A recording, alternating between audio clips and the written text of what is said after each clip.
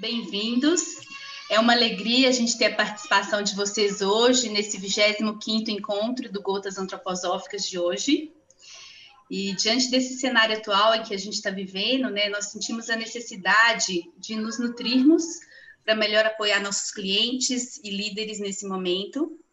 Então, o objetivo desse ciclo de palestras é levar conhecimento e calor para todas as pessoas que trabalham com desenvolvimento humano, com desenvolvimento organizacional com base antroposófica. Esse é um evento aberto, gratuito, e a gente quer agradecer hoje especialmente, né, ao Luiz e a todos os palestrantes que aceitaram o nosso convite, né, para as palestras de forma gratuita. Durante a palestra, se vocês tiverem perguntas, a gente pede que vocês vão colocando no chat, né? Ao final, a gente vai fazer uma coletânea dessas perguntas. A gente nem sempre consegue responder todas, né? Mas a gente faz esse esforço e de colocar o máximo possível para o Luiz estar respondendo, né? A gente tá dando esse espaço para todos. E, em nome do Ecossocial, nós queremos dar boas-vindas ao palestrante de hoje, Luiz Henrique Santana. Ele mesmo vai se apresentar e o tema de hoje é os fundamentos espirituais da moralidade. Um bom encontro a todos nós. Luiz, agora é com você. Muito obrigado. Muito obrigado, boa tarde a todos. É um prazer estar falando aqui com vocês. Eu fiquei muito contente de receber o convite e muito contente e um pouquinho nervoso também de estar apresentando aqui, é lógico. E eu resolvi me apresentar porque eu moro no interior de Minas, então eu sou, como diz o povo aqui, um caboclo do interior.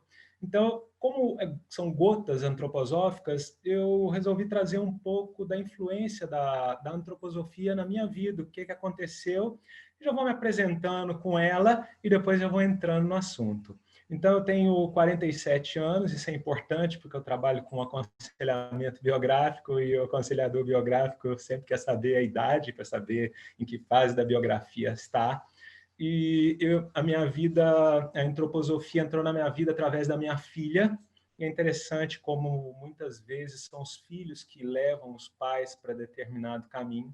Então, eu levei ela para consultar com a doutora Angélica, minha filha, minha sobrinha, e meu sobrinho, íamos de caravana para Juiz de Fora, para a gente poder consultar, e eu era um meninão naquela época, 26, 27 anos, quando eu ouvi falar a primeira vez nos conceitos da biografia e da pedagogia Waldorf, aquilo de cara já respondeu um monte de perguntas que eu já trazia comigo, e foi um impacto muito grande na minha vida, e você sente simplesmente que é isso. Então, a partir daquele momento, eu já fiz um cursinho daqueles workshop pequenininho com a doutora Angélica sobre a criança em Juiz de Fora, e aí já veio aquela vontade, falei, poxa, minha filha merece uma educação dessa, é essa educação que eu quero dar para minha filha. E a partir daquele momento, eu e minha esposa começamos a estudar a pedagogia Waldorf, então fundamos uma escola Waldorf aqui em Três Corações, isso faz 19 anos já. Fizemos a formação em pedagogia Waldorf, e a biografia ficava sempre pulsando, só que a biografia ainda não era a hora. A biografia chegou a hora quando começou a formação em Juiz de Fora, né? Eu já era cliente da doutora.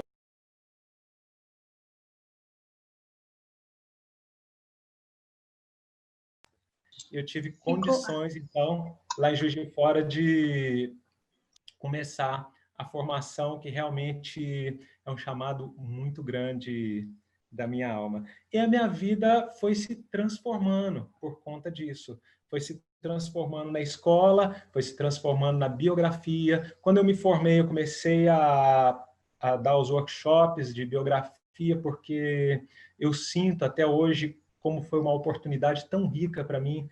É muito importante eu poder propiciar essa mesma oportunidade para as outras pessoas, então trabalho com workshop até hoje. Depois eu fiz o estágio na formação, e eu sou docente na formação da Escola de Juiz de Fora, Escola Livre Antroposofia e Estudos Biográficos, e tivemos uma aluna lá em determinado tempo que vinha da Argentina fazer a formação biográfica aqui. e essa aluna resolveu também levar o impulso biográfico lá para a Argentina. E eu participei da equipe que fundou a escola, que começou a Escola Eleusis de Biografia lá na Argentina. E lá na Argentina, a Cláudia me perguntou, Luiz, você tem que... Ela me perguntou, não, ela me convidou. Eu perguntei, Cláudia, o que a gente pode falar sobre no Gotas Antroposóficas? Ela falou, fala de alguma coisa que está te aquecendo o coração. E eu estou me debruçando durante algum tempo num pequeno livro de Steiner, e estou alguns meses com ele. E ele veio para mim de 3 formas diferentes. Uma foi lá na Argentina, quando um aluno, amigo querido, Matias, apresentou a biografia de São Francisco de Assis, e ele falou na apresentação da biografia alguns fatos ocultos da biografia de Francisco que eu não conhecia, e alguns eu conhecia e esses não. E ele falou, tá em tal livro e tal, bacana. Aí fiquei com, sabe quando você anota, né? A gente está na antroposofia, a gente estuda, sempre a gente tem alguma coisa para ler depois. Então, anotei, tá para ler depois. Depois a gente sempre escuta falar do Steiner falando sobre moralidade, só que o jeito que ele fala de moralidade começou a me intrigar. Ele fala de um jeito muito especial sobre a moralidade, não é uma coisa assim, isso é certo, isso é errado, isso é moral, isso é imoral. Então comecei a ficar curioso com aquilo. E um dia eu pude mandar uma solicitação para o querido Renato Gomes, pastor, que agora é doutor também, Renato, e ele me indicou esse livro, que está aqui comigo. Ele não tem mais, ele ainda me falou, Luiz, esse livro a editora antroposófica não publica mais, chama Moral Teosófica, mas talvez se encontre na estante virtual. Eu fui na estante virtual, comprei o livro, ficou na estante também para ler depois. E aí, em seguida, eu achei o áudio em inglês. Eu leio inglês, dou aula de inglês, estudo inglês. Então, para mim, eu tenho uma facilidade muito grande, inclusive é uma dica para quem sabe inglês ou espanhol, é muito diferente quando você estuda em português e quando você estuda inglês. Então, comecei a ouvir esse ciclo de conferências dele, é curtinho, são 3 conferências em inglês, e eu ouvia toda hora. Nessa pandemia, eu estou morando na roça, então, eu moro na roça. Eu estou agora trabalhando na roça. Eu sou praticamente o homem rural. Então, nas minhas horas de enxada, eu fico capinando e fico escutando a moral teosófica em inglês do Steiner, que uma coisa compensa a outra, traz um balanço. Não fica nem muita cabeça, nem muito membro funcionando ao mesmo tempo. E aí umas coisas você pega, outras coisas passam batido, outras coisas passarinho atrapalha, mas você ouve aquilo 1, 2, 3, 4, 5, 7, 10 vezes, sem exagero, e aí acaba que a coisa vai chegando para você com um certo calor. E é desse tema que eu quero trazer para vocês esse estudo que eu estou fazendo sobre a moral teosófica, que na verdade poderia se chamar a moral antroposófica, e em inglês está traduzido como os fundamentos espirituais da moralidade. Então, os 3 apontam na mesma direção. Foram 3 palestras que Rudolf Steiner deu em Norrköping, de 28 a 30 de maio de 1912. Foi logo antes dele sair, ele estava quase saindo da Sociedade Teosófica, por isso que chama-se... Por isso que muitas vezes a gente pode falar sem problema a moral antroposófica, poderia se dizer assim. Então ele começa falando que muitas vezes as pessoas comentam que a antroposofia é muito preocupada em explicar os mistérios do universo, o antigo Saturno, o antigo Sol, e coisas que de repente parecem estar muito distantes da nossa realidade, e que muito poucas vezes a gente escuta falar na antroposofia sobre a moral e a ética, que deviam ser uma coisa que pulsava mais no dia a dia. E o Steiner fala que justamente é importante essa abordagem da evolução cósmica, dos detalhes espirituais, porque aí a gente consegue adquirir uma postura adequada de respeito e veneração para a gente se acercar de um assunto tão importante.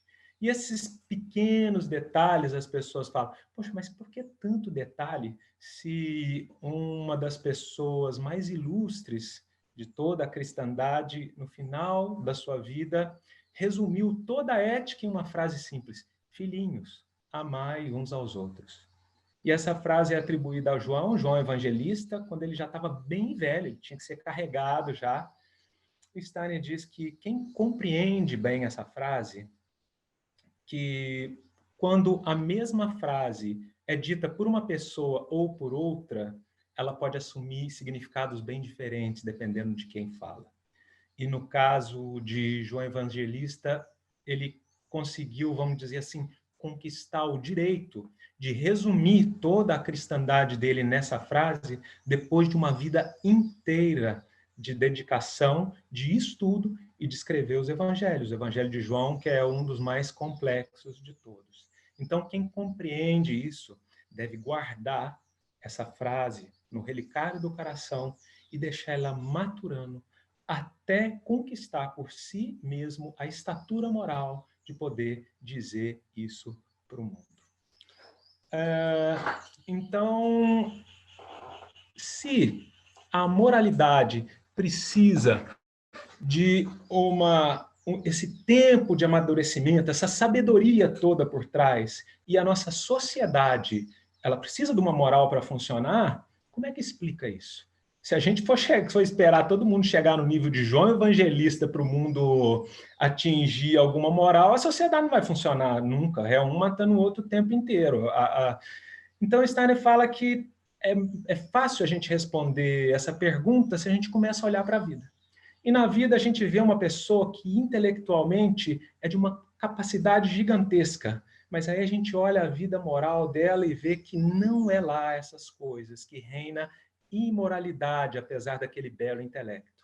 E a gente vê, por exemplo, uma babá que, pela própria circunstância da vida, não teve muito estudo e tem uma amplitude intelectual bastante reduzida, mas ela é capaz de uma abnegação, uma capacidade de sacrifício que ela consegue dedicar a vida dela inteira aos cuidados de uma outra pessoa, de uma outra criança. Então, como é que a gente tem esse paradoxo da moral no mundo? Acontece que, no fundo da alma de cada um, no fundo da alma da humanidade, foi depositado uma herança moral divina. Então, na verdade, a gente vive de uma herança moral divina. Mas essa herança moral divina está acabando, essa moralidade que nós herdamos diretamente dos deuses está acabando. E nós temos que começar a trabalhar para conquistar nós mesmos essa moral a partir da consciência. Então, Schopenhauer dizia que pregar a moral é fácil. Estabelecer a moral é difícil, é outro problema. Steiner ainda fala que se dependesse de pregação moral, não existiria mais imoralidade no mundo, porque o que mais a gente encontra em todos os tempos é pregação moral. Faz isso, não faz aquilo, isso é bom, aquilo não é bom. Mas o que é bom? O que é o bem? Quantas tentativas foram feitas, desde Platão até Spencer, falando só nos filósofos, sem entrar em ramo religioso, para falar o que é bom, o que não é. Então, a gente tem que começar a entender que a vida moral da humanidade, ela muda no tempo e no espaço. Na antiga Índia, por exemplo, numa Índia antes da invenção da escrita, a mais elevada moral era a capacidade do ser humano de se devotar com veneração aos deuses, de se interiorizar e deixar que todas as questões do mundo físico, que para eles era Maya, não interferissem no seu contato interior com a divindade. Isso era o moral, isso era o bom nos tempos da antiga Índia e, de uma certa maneira, essa tradição ainda encontra um rastro que perdura até os dias de hoje. E eu achava esquisito, a Débora está aí, uma vez, a Débora é professora da escola, e o Pablo, o marido dela, falou, Luiz, eu vi que lá na Índia tem um Brahmane que o ascetismo dele é ficar o dia inteiro com o dedo levantado meditando. E eu pensava comigo, poxa, mas que loucura, né? Cara, qual que é o sentido do cara ficar com o braço levantado das 6 horas da manhã até 6 horas da noite, num pé só, meditando? E aí, quando eu vi isso, quando eu li essa frase, eu falei, putz, está aí o sentido. Imagina o esforço interior que o cara tem que ter para ele ficar com um dedo levantado numa perna só e nada daquilo atrapalhar a meditação dele, atrapalhar a conexão espiritual dele. Que firmeza interior que uma pessoa tem que ter para conseguir isso. Às vezes a gente quer meditar, a gente fecha a porta, o cachorro late, a meditação nossa já vai para o espaço. Imagina uma figura como essa. Então, na época da antiga Índia, a mais alta moralidade era isso. E eles tinham um sistema de casta que para eles não era nada imoral. E hoje, para a gente, soa completamente imoral. Tinha os párias que, quando o Brahmane passava na sombra do pária, ele tinha que se lavar porque ele achava que aquilo sujou ele. Na Europa antiga, pré-cristã e logo no começo do cristianismo, a grande força moral deles era a coragem. A coragem e uma magnanimidade que ela se expressava em dar presentes. Então a gente encontra um rastro disso, por exemplo, em Parsifal. Se vocês leram Parsifal, vocês veem como que o Eisenbach ele descreve os presentes que os reis dão uns para os outros. Então, essa magnanimidade e essa coragem de se colocar no mundo através, colocar os impulsos interiores no mundo, era a mais alta moralidade naquela época na Europa, para os povos da Europa. E aí ele mostra para a gente, de uma maneira muito bacana, como que essas duas características, que vieram de épocas diferentes, confluíram e se transformaram em uma personalidade que me é muito querida e que, coincidentemente, ontem foi comemorado o dia de São Francisco de Assis. Então, ele fala de São Francisco de Assis, que nasceu na Europa em 1118, e que o nascimento dele foi cercado de presságios. Primeiro foi a Santa Hildegarda, que sonhou com uma mulher que estava com uma mulher muito bonita, mas que estava com a cara suja, estava arranhada, tinha um manto muito rico, mas que estava todo estrupiado, o sapato dela estava sem sola, e essa mulher falou para ela no sonho: os passarinhos têm os ninhos, as raposas têm a sua toca, mas eu não tenho nenhum cajado e nenhum lugar onde repousar a minha cabeça. E essa figura que apareceu para ela em sonho se revelou como a verdadeira imagem do cristianismo, e ela se tocou disso. Depois, isso foi vários outros presságios desse tipo precederam a vinda de Francisco de Assis. Um deles foi quando a mãe dele estava grávida, apareceu um peregrino do nada, bateu na porta e falou direto para a mãe dele: olha, essa casa aqui não é um local ideal para o seu filho nascer, porque aqui tem muita abundância. É melhor você ir para o celeiro, dar a luz, porque assim, desde o começo, ele já vai trilhar os caminhos do mestre que ele tem que seguir. E isso pôde acontecer de fato, porque o marido dela estava de viagem e ela, como era muito fervorosa, ela foi e deu à luz a Francisco no estábulo. E as pessoas de Assis, que naquela época ainda tinham um resquício de clarividência, no meio da noite conseguiram escutar badalos de sons. E um homem também surgiu na cidade gritando aos quatro ventos: uma pessoa muito importante nasceu nessa cidade, prestem atenção, e ninguém nunca mais viu aquilo. Quando Francisco nasceu, a mãe dele teve a curiosa sensação que ele devia chamar-se João, e colocou o nome dele de João. Em outros livros, Steiner menciona que João é um nome que significa, no oculto, uma pessoa que já se purificou de todos os seus desejos, seus instintos e suas paixões. É uma pessoa pura nesse sentido. Isso quer dizer o nome João. Mas quando o pai de Francisco voltou da França e ganhou muito dinheiro comercializando tecidos, ele falou: nós vamos botar o nome do nosso filho para homenagear a França, que é uma terra que me traz muito dinheiro e muita sorte. Ele também vai me trazer muito dinheiro e muita sorte, vai chamar Francisco. E assim ficou Francisco. E já no começo da vida de Francisco, ele mostrava aquelas características que ele, de uma certa maneira, herdou dos povos da Europa de coragem. Ele era aguerrido, era um pequeno guerreiro e era líder dos amiguinhos. Então, logo que a cidade de Assis vivia brigando com com a cidade vizinha, que é a Perúdia. E o Francisco e os amigos lideravam os ataques, e aconteceu, inclusive, de Francisco ser preso. Ele ficou 1 ano preso em Perúdia, até pagarem um resgate dele, e mesmo na prisão ele se comportou como um nobre cavaleiro e incitou os colegas a fazer o mesmo. Ou seja, ele era um líder nato. E ele também tinha a característica da prodigalidade. Então, as histórias que a gente conta, que ele levava todo mundo para a taberna e pagava tudo, essa prodigalidade dele realmente se derramava desta maneira. Ele era um bom vivant, mas não só para ele e para todos os colegas. E isso o pai dele conseguia suportar, porque isso trazia fama. Isso trazia bom nome para a casa dele, porque o filho dele era um esbanjador, era rico, mas também andava com pessoas ricas, era um líder. Então, tudo isso elevava o comércio de Dom Bernardone. O que passou algum tempo, logo quando ele ia fazer 14 anos, ele teve um sonho. E naquele sonho ele viu um palácio muito grande, cheio de escudos, escapas e armas. E quando ele acordou, ele falou, já sei, vai ter uma guerra contra Nápoles e, pelo sonho, tem que ir na guerra.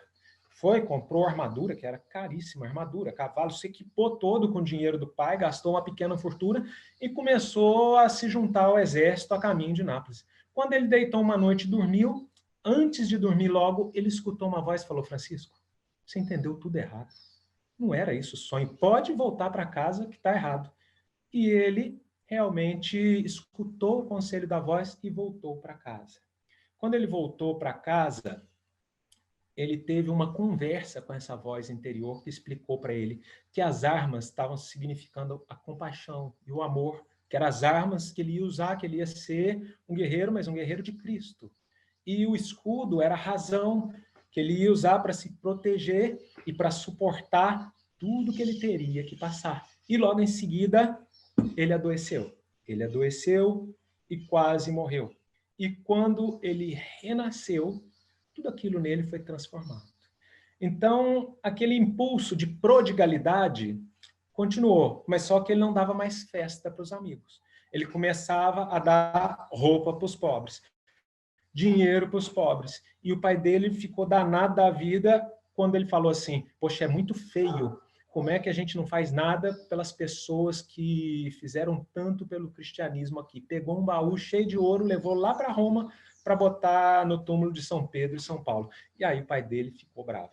E a gente não precisa falar dos embates que ele teve com o pai do ponto de vista exterior, mas interiormente aqueles embates só concentravam cada vez mais esse impulso moral que estava se fortificando e concentrando cada vez mais dentro de Francisco.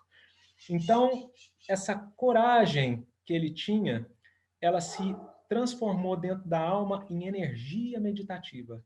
E essa energia meditativa propiciou ao Francisco uma visão, um encontro com Cristo. E desse encontro com Cristo elevou essa força moral dele a uma capacidade tremenda, gigantesca. E essa força moral começou a atuar positivamente no mundo. No mundo que naquela época estava acontecendo uma epidemia de lepra. E agora eu vou ter que fazer um ponto parágrafo para entrar num assunto relacionado, mas que está em outro livro. Eu dou aula sobre o karma e eu queria que vocês enxergassem, logo quando começou a pandemia, me lembrou esse pedacinho de uma conferência do Steiner que fala, cada vez que uma pessoa fala uma verdade ou uma mentira, isso faz diferença para ela e para a humanidade. Cada vez que uma pessoa fala uma verdade ou uma mentira, ela cria uma coisa que a gente pode chamar de demônio. Se vocês não quiserem chamar de demônio, vocês podem chamar de uma energia positiva ou uma energia negativa, que fica ali, no astral, vamos dizer assim, perto da gente. E quem não acreditar em astral, quem achar que isso é uma bobagem, faz o seguinte, vai visitar uma cadeia. Quando você vai visitar uma cadeia, você vai sentir o que é um astral pesado. Aí você vai falar, nossa, aquilo que o Luiz Henrique está falando não é bobagem, aquilo dá para a gente sim. Não dá para a gente ver, mas a hora que você entra, são mais 100 quilos nas suas costas, você sente. Entra num quarto depois de uma briga, entra no ambiente. Quando a gente começa a desenvolver uma sensibilidade, a gente percebe que isso não é viagem. É só a gente começar a perceber. É só a gente enxergar com mais clareza. Isso também é uma forma de clarividência, enxergar com clareza. E a gente não precisa enxergar com olhar clarividente, fantasioso. A gente pode enxergar com raciocínio lógico. Então, eu estava aqui, eu entrei numa cadeia, eu senti isso. Eu saio da cadeia, opa, eu entro de novo, opa, tem alguma coisa ali. Meu pensamento me diz isso. Então, vamos considerar, vamos conviver com a ideia que quando eu falo uma mentira, eu crio um peso no astral. Eu vou usar a terminologia, eu crio um demônio no astral. E esse demônio pode ser bom ou pode ser ruim. Sócrates, por exemplo, tinha um demônio bom. Então, isso são coisas que a gente mesmo cria. Se quiser chamar de energias boas, energias ruins, tudo bem. Vamos ficar desse jeito, tá? Então, imagine uma pessoa, imagine um povo, uma comunidade que tem mania de mentir. Você sabe, tem gente que é mais mentiroso do que o outro, né? Imagina a quantidade de energia que isso drena de um povo. Vocês já foram comprar um carro aqui no Brasil? Quando você vai comprar um carro usado aqui no Brasil, você não fica preocupado? Pô, será que o cara está maquiando esse carro? Será que esse motor não vai fundir? Leva em mecânico, leva para ver se foi batido. Você vai comprar um carro na Suíça, não estou falando que Suíça é anjo, não. Mas se você vai comprar um carro na Suíça, você não preocupa com nada disso. Você vai lá, paga o carro, recebe o carro, você sabe que não tem ninguém querendo te passar a perna, que também ninguém vai passar a perna em ninguém. Se estiver ruim, você vai lá, o cara vai te trocar. Olha o tanto de energia que economiza. É muita. Então, quando a gente começa a observar a coisa nesse ponto de vista, olha o desgaste que a gente tem e que não precisaria ter. Então, um povo mentiroso gera uma carga muito grande. E essa carga, ela vai se adensando, ela vai encarnando, ela vai abaixando. E Steiner fala que um povo muito mentiroso, ele povoa esse astral e isso se manifesta fisicamente como bactérias portadoras de doenças infecciosas. E aí eu cheguei aonde eu queria chegar, porque a primeira coisa que eu pensei nessa pandemia foi, então, onde é que está vindo isso? Por que, que a humanidade está tendo que passar por isso? Isso é consequência kármica do quê?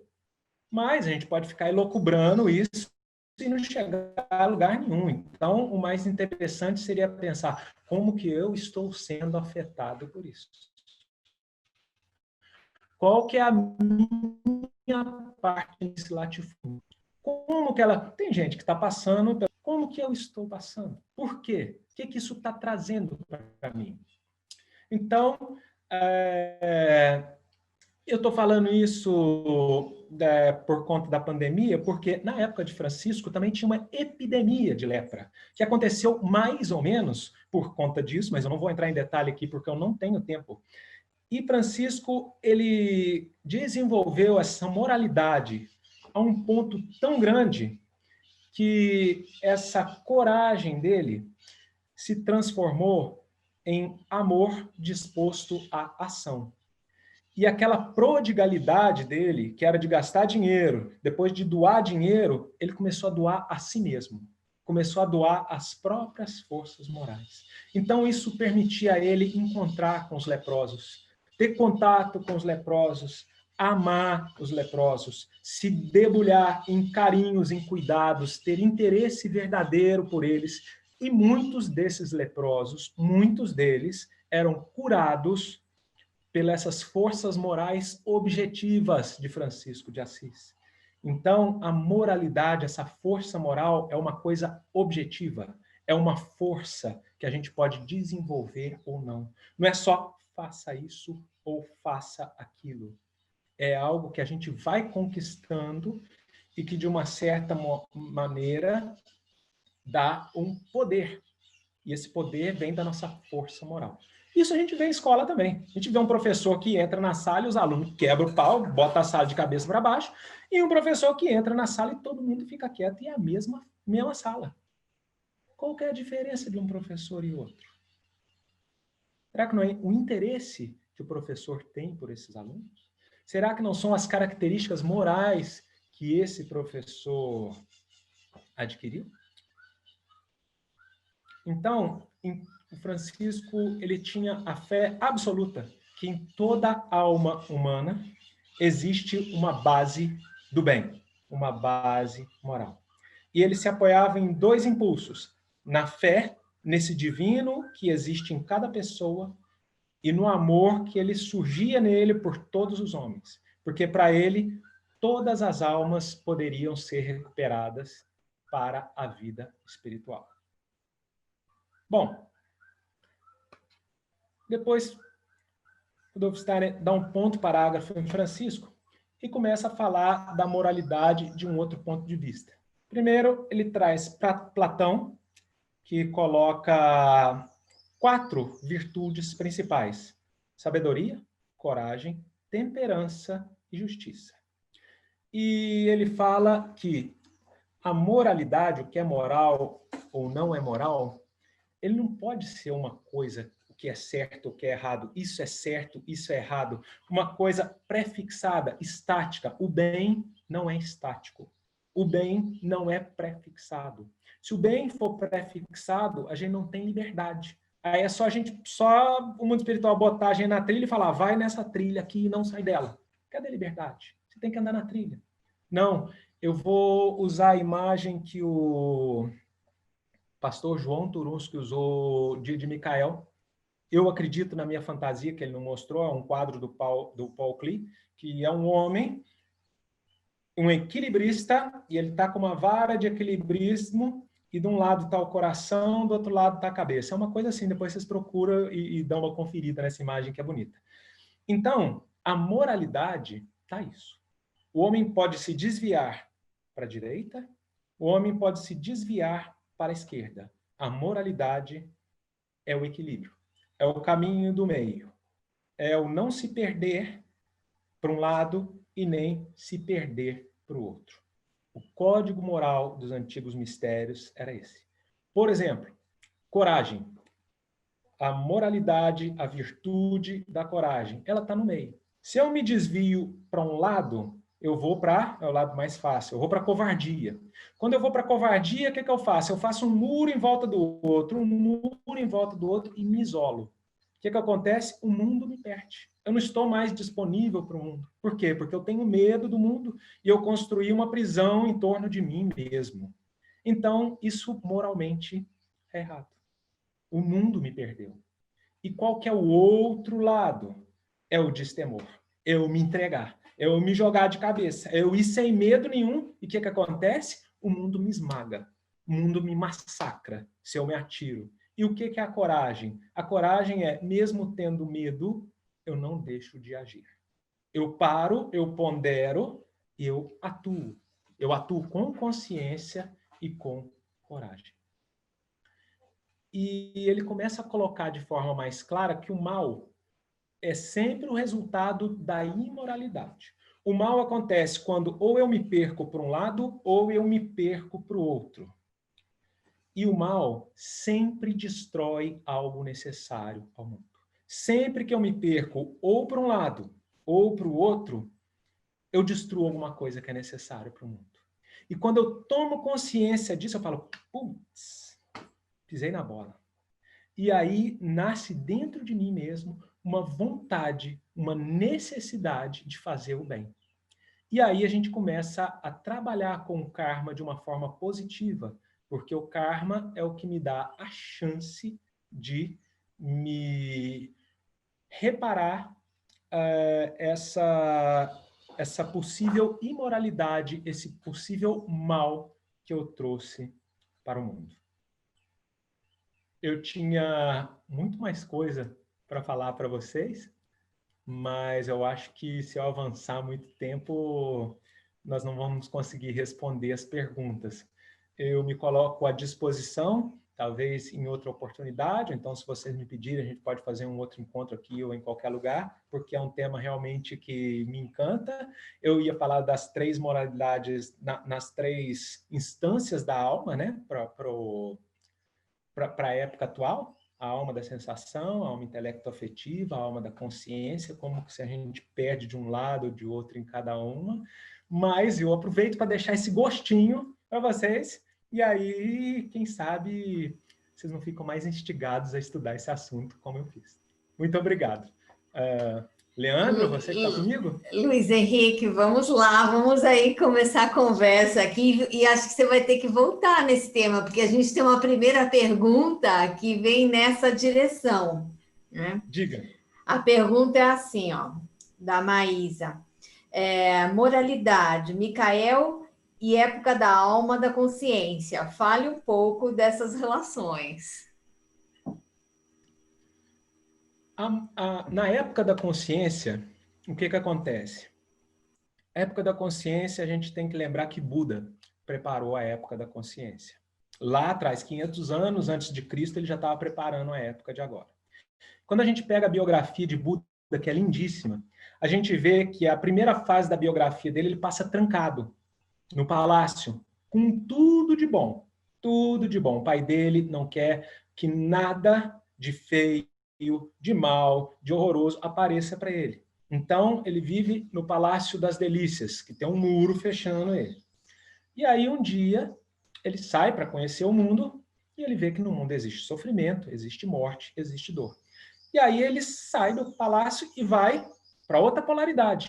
Ele vira um asceta e se encontra com os ascetas na floresta. E diz que ele comia 1 grão de arroz por dia.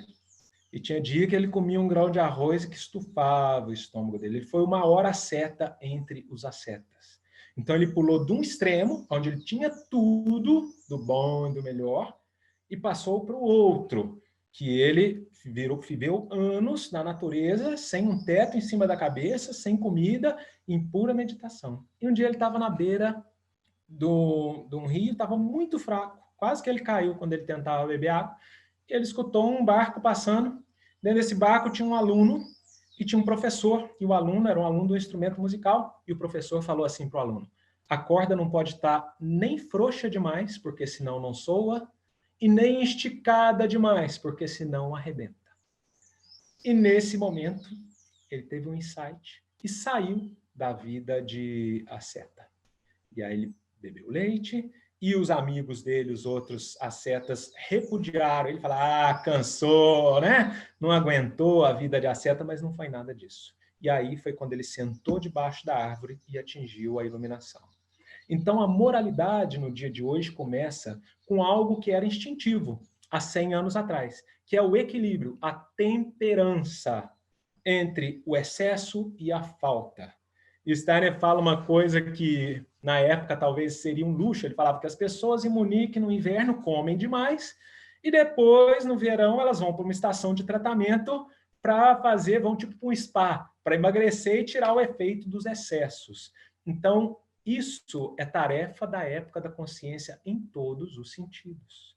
É o caminho do meio entre o excesso e a falta.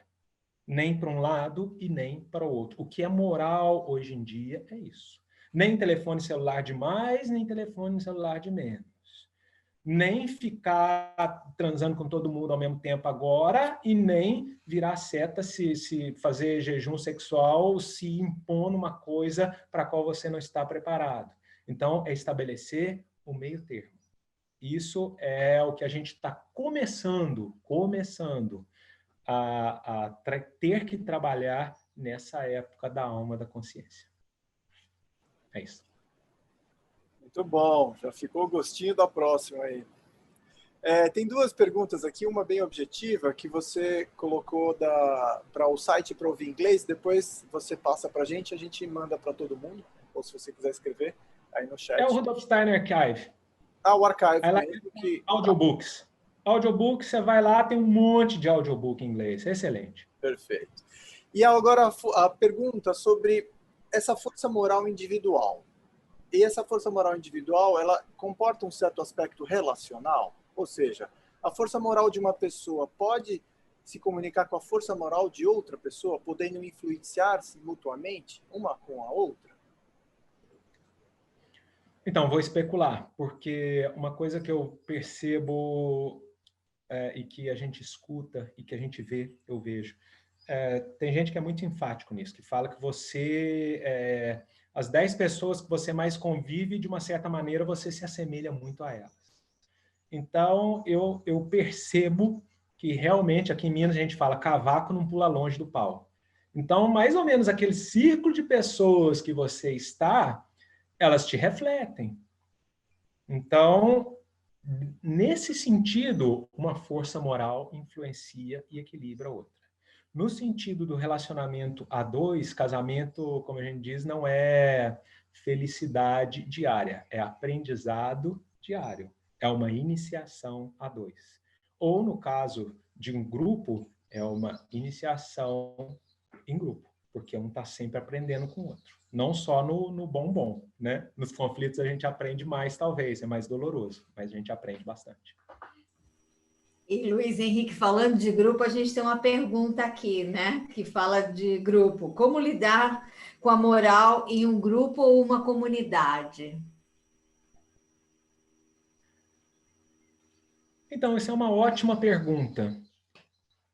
Eu acredito que a palavra não sei o quê e o exemplo arrasta. Então, eu acho que a gente tem que trabalhar muito na nossa moralidade. Desenvolver muito o que a gente tem que desenvolver e se colocar com cada vez mais clareza. E aí o outro responde. Porque a gente só pode mudar a gente mesmo, né? Gente? A gente fala isso, às vezes eu dou workshop, fica 1 dia, 2 dias, 3 dias. No último dia eu falo, gente, vocês não pegaram nada aqui. A única coisa que vocês levarem, a única pessoa que eu posso mudar sou eu mesmo, já está valendo. Porque a única pessoa que eu posso mudar sou eu mesmo. Então, é o mais importante. Então, mesmo numa comunidade, eu trabalho primeiro em mim mesmo. Eu acredito que esse foi o caminho do Bernard Livergood também. Que ele começou a trabalhar com crianças, aí depois a comunidade, ele viu que a comunidade começou aí depois ele foi para a biografia. Porque uma coisa depende da outra, né? Muito bom. Aqui tem uma pergunta do Edson, ele agradece muito a sua apresentação e faz a pergunta: nos dias de hoje temos muitas iniciativas que se revestem de coisas boas, mas que podem trazer no seu bojo um mal inerente. E muitas pessoas estão totalmente cegas a esses impulsos. Como equilibrar isso? Edson, muito obrigado pela pergunta. Como equilibrar, eu não sei. Eu sei, muito obrigado, Ângela, também. A palavra convence, o exemplo arrasta. Era essa que é a citação que eu peguei pela metade aqui. Edson, muito obrigado pela pergunta.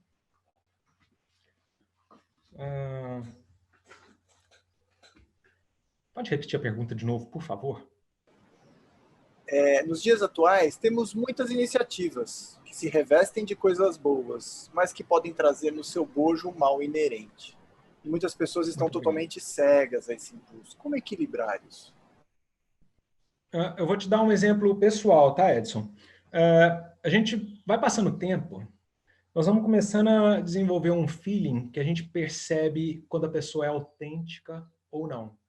E quanto mais a gente desenvolve esse feeling, mais rápido é. Então, eu estou muito honrado de estar aqui, porque a semana passada quem esteve aqui foi o Bodo von Plato. E eu conheci o Bodo von Plato aqui em Belo Horizonte, mas no ano passado eu tive na Inglaterra, no encontro da classe, e tive um encontro com ele. Um encontro de 2 minutos. 3 minutos, talvez. E esse encontro de 3 minutos com o Bodo von Plato, ele, para mim, teve muitas pessoas que eu fiquei horas conversando e não tive a conexão que eu tive com o Bodo em 3 minutos. E isso, quando a gente lê a biografia do Rudolf Steiner, a gente vê as pessoas falando mais ou menos algo parecido, e o Dalai Lama também. Putz, parece que quando a gente encontra com ele está ali para a gente. Ele tem muito compromisso, mas parece que ele está ali só para a gente. Toda a atenção dele está voltada para a gente.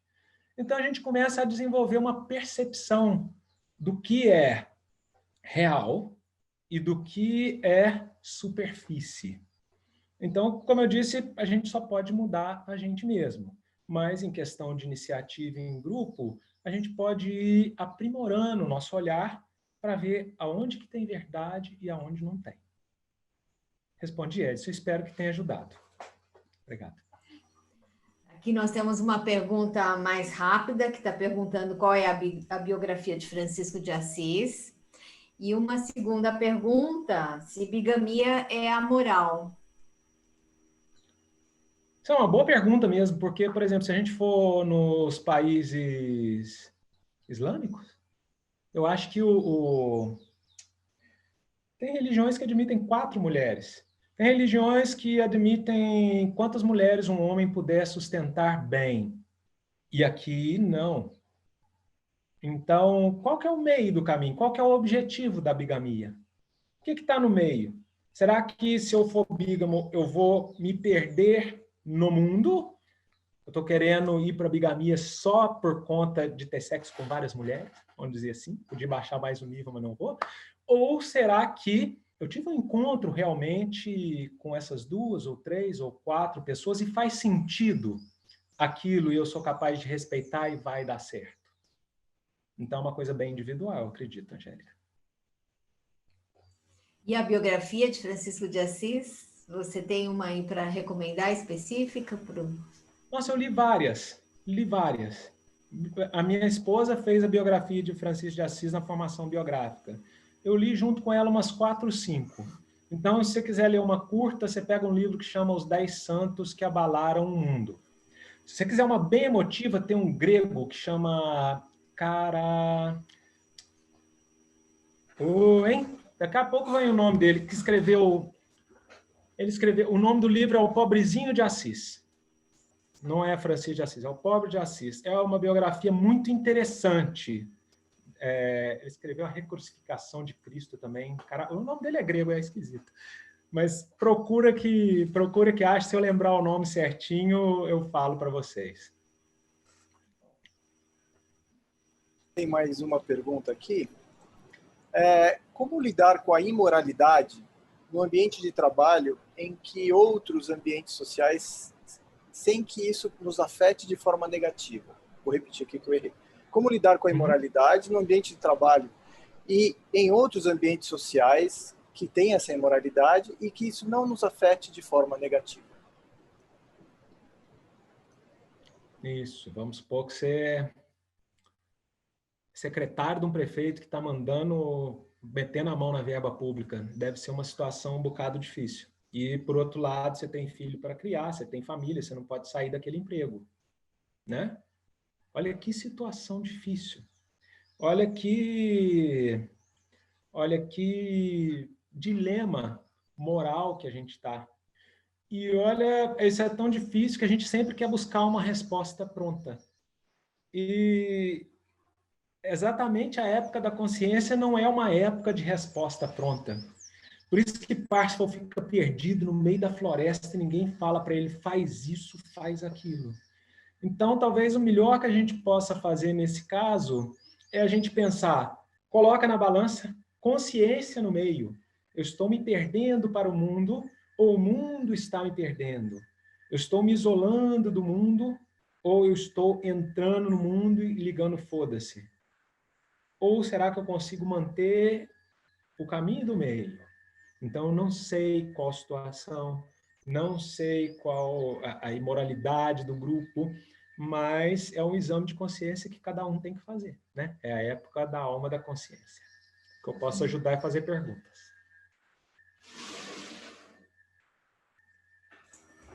Eu trouxe o livro. É esse, ó. Falei que o nome dele era difícil. Nikos Kazantzakis. Esse é um bom livro. Tá vendo? Tem outra aí. Muito bom. Muito bom. Eu queria agradecer em nome do EcoSocial ao Luiz Henrique por tudo, né? Por todas essas palavras, esse momento super especial aqui com a gente.